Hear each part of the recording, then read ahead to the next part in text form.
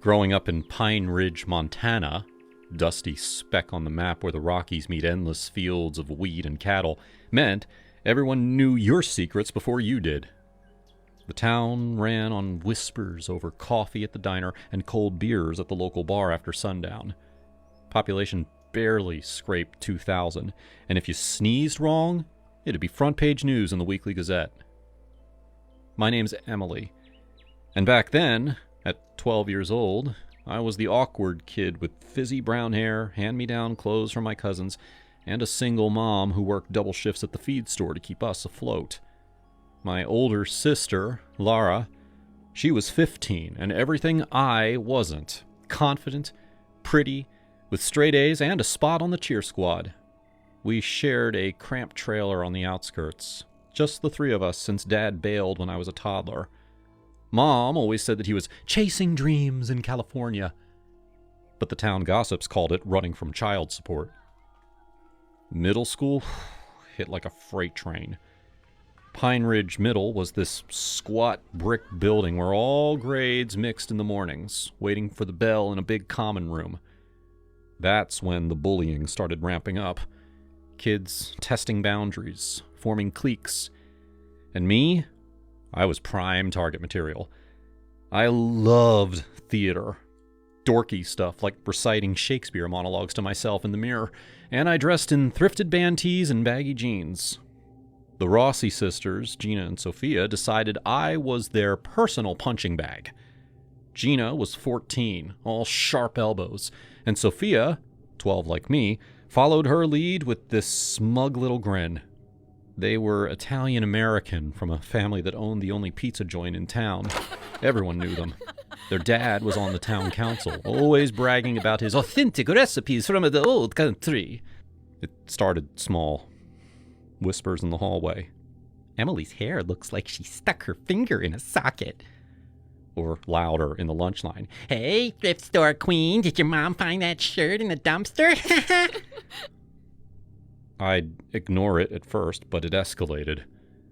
One day, in gym class, Gina leaned over during dodgeball and said, "At least we know who our dad is. Yours probably ditched, because you're such a freak." Sophia snickered, tossing a ball that smacked me right in the gut.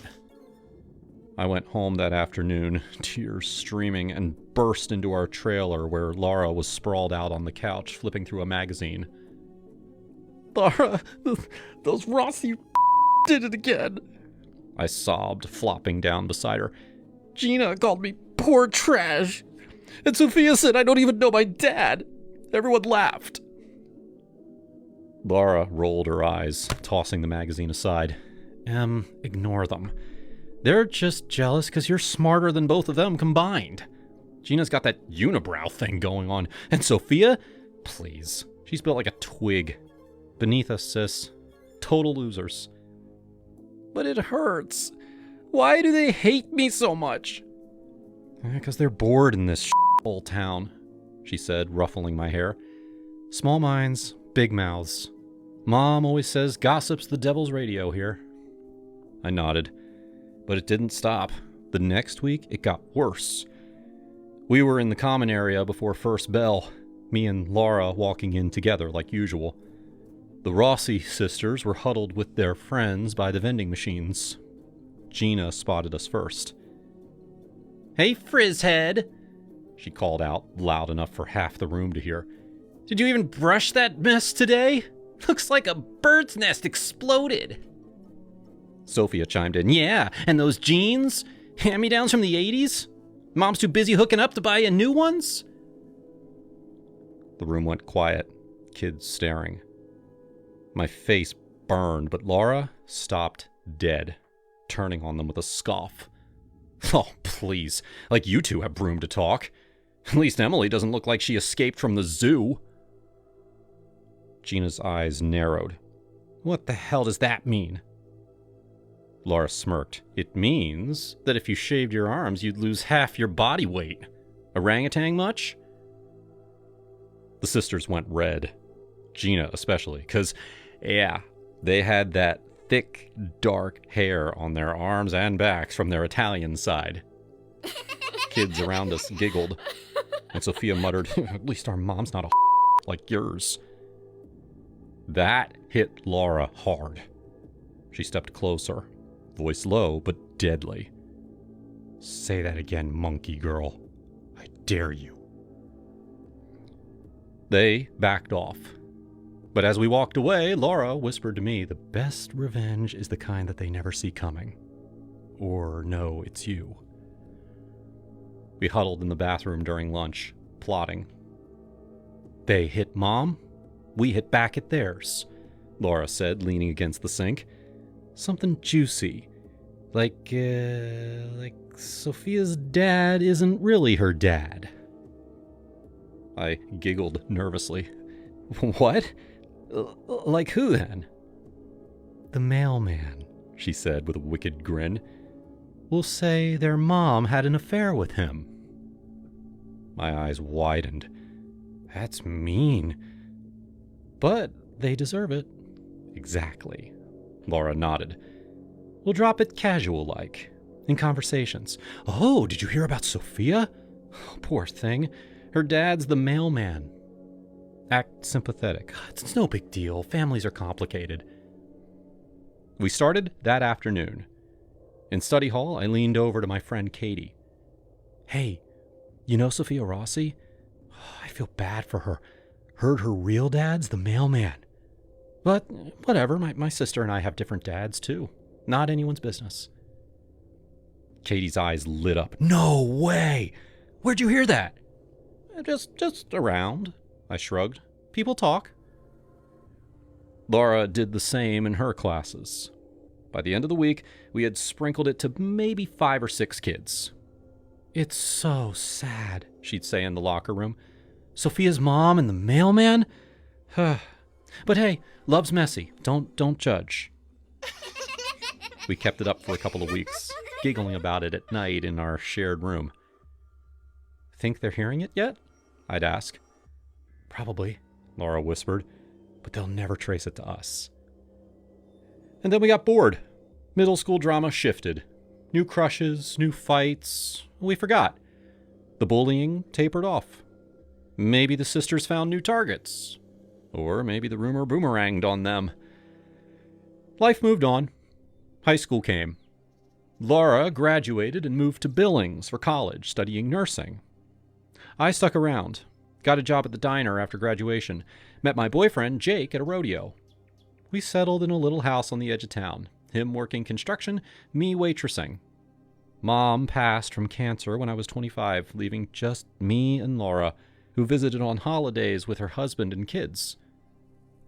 Fast forward to last summer. I'm 31 now.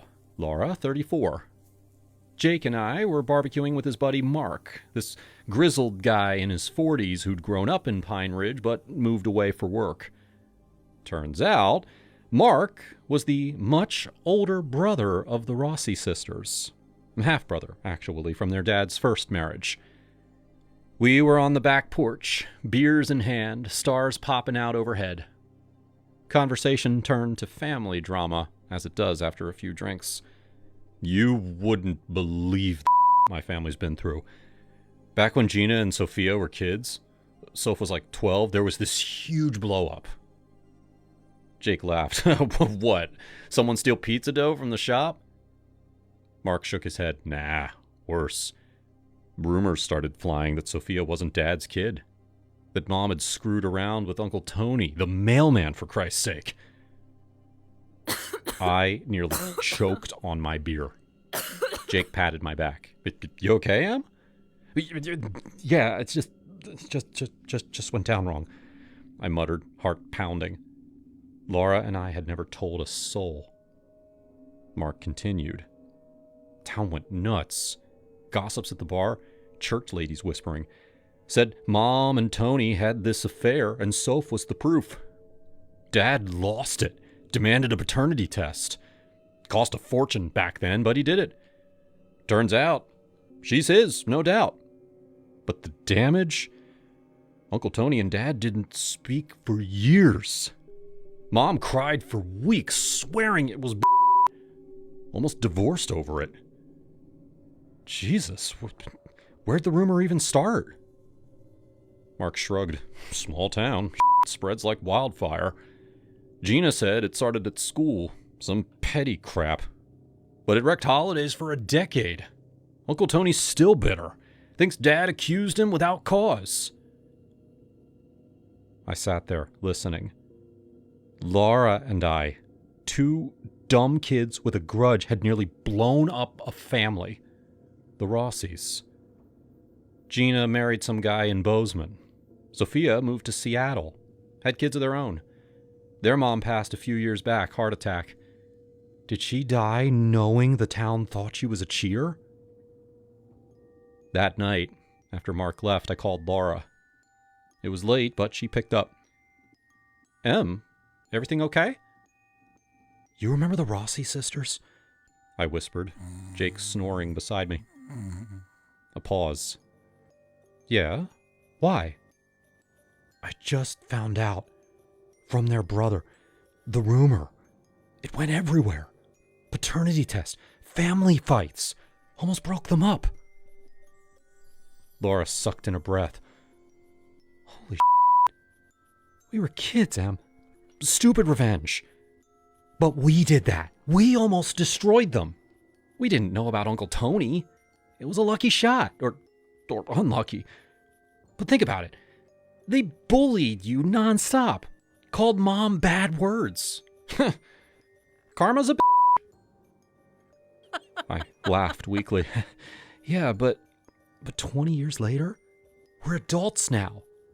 Still, don't beat yourself up. Small towns chew people up. We survived.